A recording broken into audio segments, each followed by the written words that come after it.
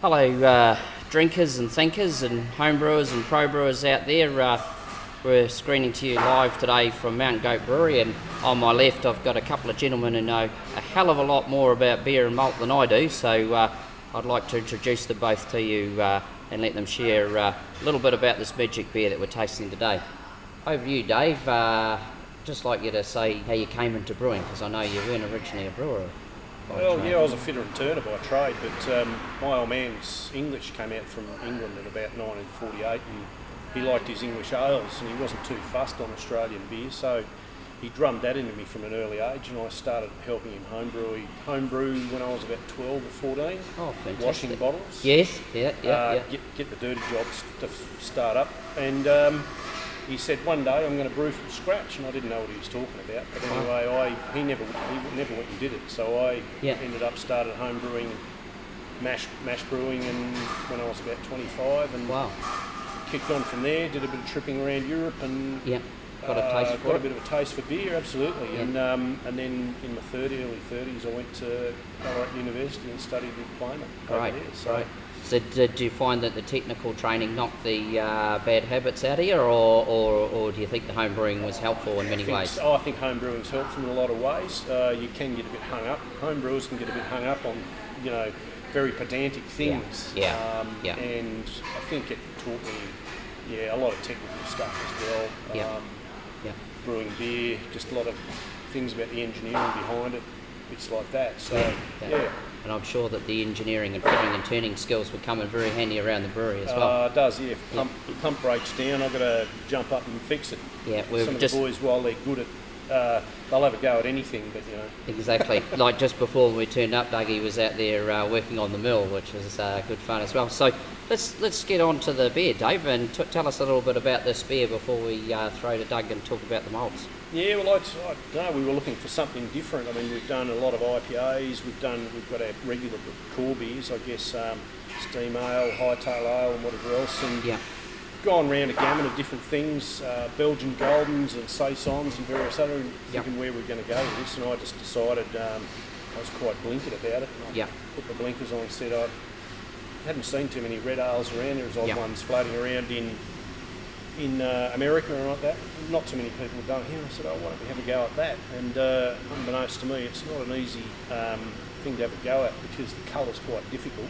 We've got Doug Michael with us today over from New Zealand. Doug's a fifth generation malting barley grower and maltster. And Doug, do you mind just sharing a little bit about how you decided to go from growing barley to malting it? Yeah, well, I suppose like a lot of farmers at the moment, things have changed a lot, and it's been getting harder and harder to carry on the traditional type of farming, and it's got to be economic and sustainable. So we looked at our options, and we didn't have too many really. We could go milk cows, and cows are something that I haven't been all that too fussed on, and we decided to value add. We've always grown malting barley, and something we knew how to do well, and our land's really well suited to growing malting barley. And so we decided to take that extra step further, and it was just sort of timing was perfect with the resurgence of the craft beer industry, and it just timed it well. Just happened to be in the right place at the right time, I think. But it's like everything. It hasn't been all easy, but And Doug, were you a bit like Dave in the sense that you got introduced to barley and malt and beer at a young age? And definitely. I have fond memories. Riding in the header with Dad as a kid, and we had to, pull our weight obviously when we were young, and we had to do all the hard yards. And I was just talking to my wife there before, we never really never got much time to go to the beach when we were young because we were too busy harvesting. As soon as the sun was out, we were out doing the work. So it's something that I guess it's a sacrifice I've had to make, but it's probably been well worth it when I look back, that's for sure. Walk us through this beer and how a drinker and a thinker and a brewer should approach the beer, taste the beer, what they should be tasting. And same as you do with every beer, I guess. Look at it, check the colour out. I mean, I'm pretty happy with that. Red, isn't it? Beautiful. It's beautiful red colour, and that's down to, again, the malts that Doug's produced, and it is an IPA, so snip. We've put a lot of aromatic hops in here. There's probably about 5 different types of hops, ranging from American hops such as Ahtanum, Cascade. Yep, very popular hops at the They moment are, in the they are craft indeed, and industry. yeah, Cascade's a classic old American hop from years ago. It's been around. And we've also used Galaxy, Australian hop, Superfighter Ringwood, and Nelson Sovereign from New Zealand. So we've got a bit of Kiwi stuff in there, all round. You've tipped your hat to the cousins across the ditch twice there, Dave, both with malt and hop. And the ones across the Pacific as well. Exactly. So, yes, there's plenty of aromatic characters. I'm really happy with the aroma that's come through on that. Yep. And yeah, have a swig. It's got a really good balance. There's plenty of malt body there. The bitterness is probably a little higher than I wanted, but I think it balances up really well. Yeah. And it's just got a really nice malty characteristic there. We've got the malts I think you used here. Walk us through the different malts, and we can get Doug to talk a little bit about how they're made, because some people, unlike yourself and Doug, won't know as much about malt and beer as you guys do. Yeah, well, I mean, primarily we wanted to use a base malt that's fairly standard, and we went with the ale malt as the one of the core malts there. Yep. Yep, and that's one there. Not sure how this will go with. So would you chew on a malt, Dave? Always have a bit of a chew on malt, especially more the coloured malts. It just gives you an indication of what it's like. You can compare it with some of the other malts you use around the brewery for other different beers. Yeah. And what would you be checking when you're chewing for malt to see it's a good malt? It's friability, I guess, or crunchy. You know. Yeah. Flavour. There's no off flavours. It just generally tastes good. That sort of malt tastes quite biscuity. I guess there were some new malts that we've pioneered here working with Dave, the Shepherd's Delight malt. Can you tell us a bit about that malt? And well, the Shepherd's Delight, we thought, well, this would be a great opportunity to get our teeth into something here and try something just quite completely out of the box. We had brought out the red bag, and that's been quite, it's been very successful. We thought we'll just go one step further. So we just went completely, started all over again basically, threw all the old ideas out the window. And what we did is we took a malt that was actually a wee bit lower in notch than what we would generally use for making this type of red malt. And we stick to a very fat grain. And the idea was we wanted to make sure we had a good amount of sugars in there, so we get a good reaction with the malate reaction. And we took it through the germination phase, similar to what we would do when we were germinating an ale malt. Yeah. We kept a good low temperatures, it was a good long germination, fully germinated and well modified. So it's a good 6.5 days germination. Yeah. And then we took it out of the germination box instead of kilning what you would do for a normal base malt. We then put it into holding container, and we sealed it off so you get no oxygen in. And so what it actually did is it did what we'd do normally with a crystal malt, where you in the roasting drum where you sacrifice. But what we did is we let that happen naturally. Yeah. So we sealed it off and left it there for 3 days. And what happens is there is still a bit of oxygen around the grain, so it'll carry on respiring. Yeah. And what it does is it creates heat and it gets really, really hot. And as it warms up, you get the saccharification of the end sperm, and that's where we're trying to get that reaction with the building up the soluble nitrogens and the free amino nitrogens and the sugars, and just basically dissolve the end sperm, similar to what you're doing in the mash tun in the brewing. Yeah. And then the next stage was then we transferred it to a roaster, and that was a long period in the roaster as well. It's about 6 hours to make the Shepherd's Delight in the roaster. Normal crystal malt would probably only take 2.5, 3. Probably 3.5 hours, depending on it's a light crystal or dark crystal. Yeah. So the idea was we wanted to dry it out very, very gently without raising the temperature. Because if we start to dry it out too quickly, then we get too much colour build up too early on. And then when we get near the end stage of the roasting of the malt, then it just goes too far. And then it basically becomes like a dark crystal, too astringent, and no use to the brewer. They have to use such small amounts that you're not going to get that colour coming through. Yeah. The beauty about this malt is we've just kept the temperature really, really low for a very, very long time, and then we'll just build it up right near the end, just to get a wee bit of build-up colour on the outside, just to enhance a bit of a wee bit of the biscuity coming through as well. But we've just enabled us to get that red colour there. It's not too intense that you can still add enough of that malt into your beer up around, well, we recommend around about 8% in the biscuit. I mean, some brewers have been up around 15-20%, depending on how far you want to go. But it means that you can still get that red colour in there without getting those real astringent or let's say toffee-like aromas and flavours coming that through. Dave was talking, we wanted to avoid those crystal malt flavours. So it's a very and coffee malt delicate flavours. process, and the other thing is it takes a very long time to make this malt, so it's not something that we can just churn out very, very quickly. No. But then again, that's what we specialise in, making malts for craft brewers. We've talked a little bit about base malts. We've also got another malt, Dave. Is it Vienna malt? Did you use that as a base malt? Yeah, Vienna malt was the second highest part of the percentage of the grist. Yep. And I found this, we had a bit of a chew and test on all the malts that were brought over as samples a while back. Yeah. And I was really impressed with this one. It's a little bit more aromatic, Yeah. more biscuit. There's a lot of flavour in there. I thought that's going to be worth having a bit of a go at.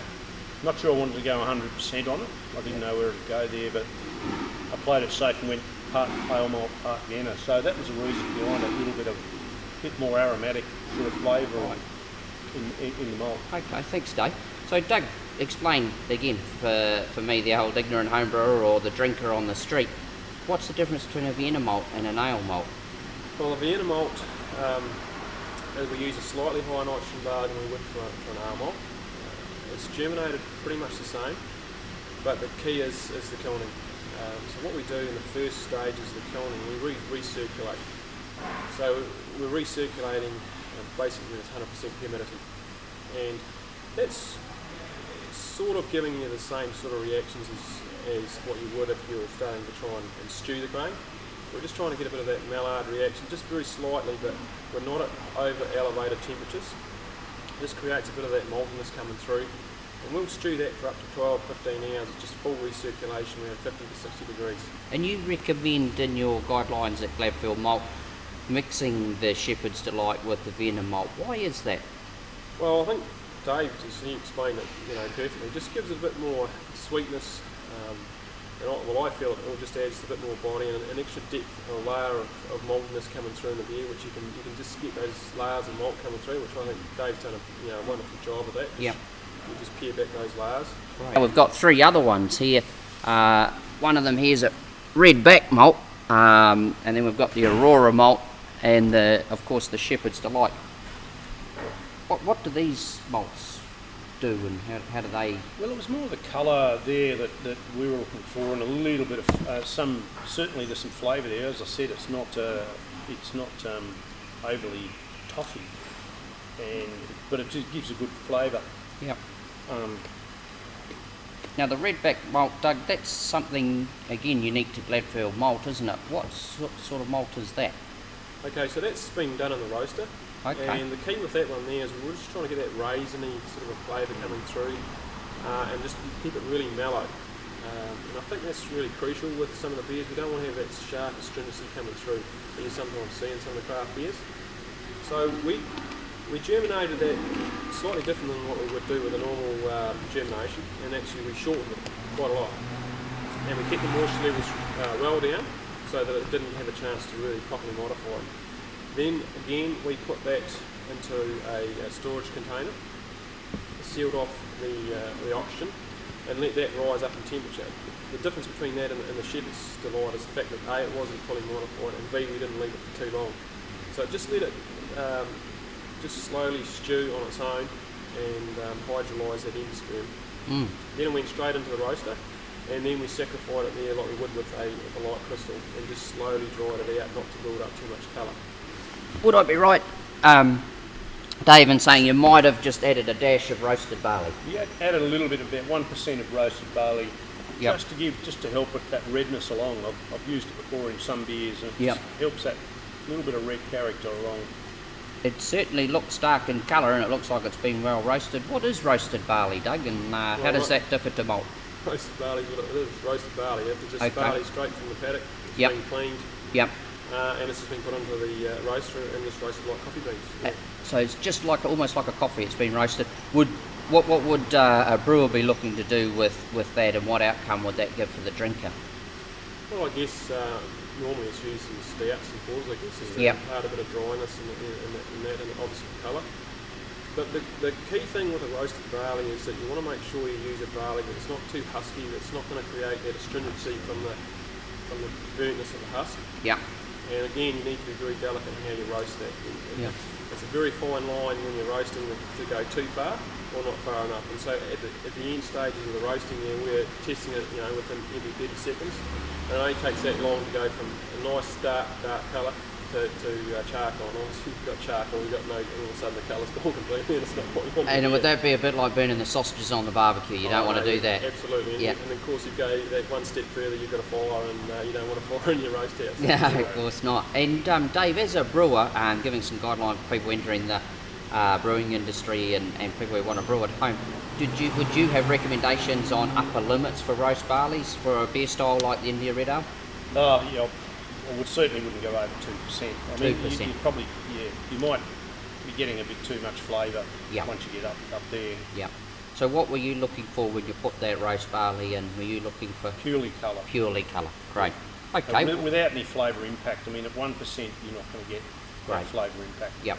Okay. And does the place where you grow the barley have any impact on the malt? Like in the wine world, they'll talk about regions of the world being good for this grape and that grape because of the climate.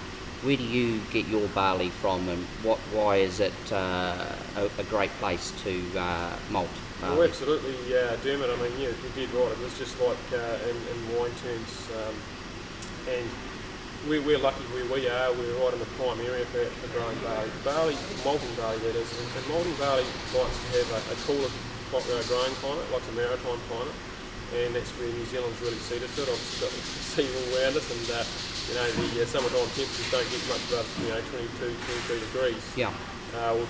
During the main growing season.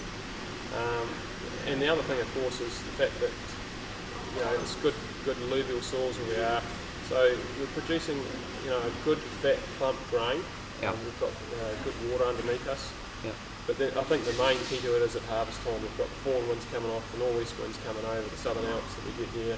And would that dry the barley right out, so you're very low in moisture? Absolutely, and that's what locks in the freshness and the quality of the grain to start with, and just gives you that nice, good quality grain going in. It breaks down so nice and quickly, and you're right into it. Okay. What sort of yeast would we be using if someone wanted to brew a beer like this at home? Yeah, we're using a standard US style yeast. You can get it through a lot of the Y yeast or White Labs, and the SAF do US05. So, and we use a dried yeast, although we're repitching it across from tank to tank.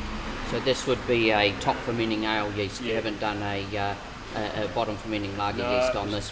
Now your maltings is specifically designed around servicing the craft beer industry, and how many malts do you have at the moment? Oh gosh, I think we've got about 18 malts and counting. Yeah. We've got new malts in development all the time. Yeah. Obviously the next big thing I think is the smoked beers, and we're trying all different things at the moment. We haven't commercially released anything along the smoked malt line yet. No. But just watch this space. Thank you very much, Dave, for kindly talking to us today about this great beer you've produced. I guess, I'd be lying if I wasn't to say I'm a home brewer and I wouldn't mind trying to brew this at home. What tips and advice would you give for someone who wants to brew a good India Red Ale at home, and how would they go about it, particularly an all-grain brewer like yourself? An all-grain, the same as I went about. You might have to do a bit of trialling, but I guess some of the trialling I do is almost the size of what home brewers do. So just keep playing with your malts and and try some of the different malts available, especially some of the Cara Reds and things at Shepherd's Delight if you can get hold of it. Certainly a big part of it. And get experience by just doing it. Learn by doing. Learn by doing. Great. And Doug, what pieces of advice would you give to the home brewer who wants to brew good beer like the craft beers they're drinking? Should I just pick any old malt off the shelf? How would I know whether I've got a good malt to go into my beer? Well, the label, I guess, plays it all. That's what I'd be looking for. But more serious note, I guess Dave touched on it before. I mean, chew the malts. I mean, and if they should be nice and fireable and nice and even. If you look at the active spiral on the back of the grain, it should be 3/4 to whole, full length of grain. It's going to tell you that it's been well and evenly modified. Another old test is if you put some into a glass of water, the majority of it should float. That's a good one. And again, just taste the malt for mustiness, and Yep. you know, especially your coloured malts, they should be used fresh. They're like spices, herbal spices when you're cooking. Right. You know, you're after the aroma and the flavour. They're not there to create, you know, the alcohol effect out of it. So you need to use them fresh, just like you would be when you're cooking. You don't leave your herbs and spices sitting out on the shelf unopened or whatever. So my advice here would just buy what you need for that brew if you're going to be brewing for using your coloured malts. And if you've got a wee bit left over, just get rid of it. Okay. Start fresh. Well, I tell you what, guys, I don't know about you, Dave and Doug, but all this talking about beers made me mighty thirsty, and I'd just like to say cheers and thanks very much, Dave, for working with Doug and the team at Gladfield Malt, and Cheers. thanks, Doug, for putting together a great malt.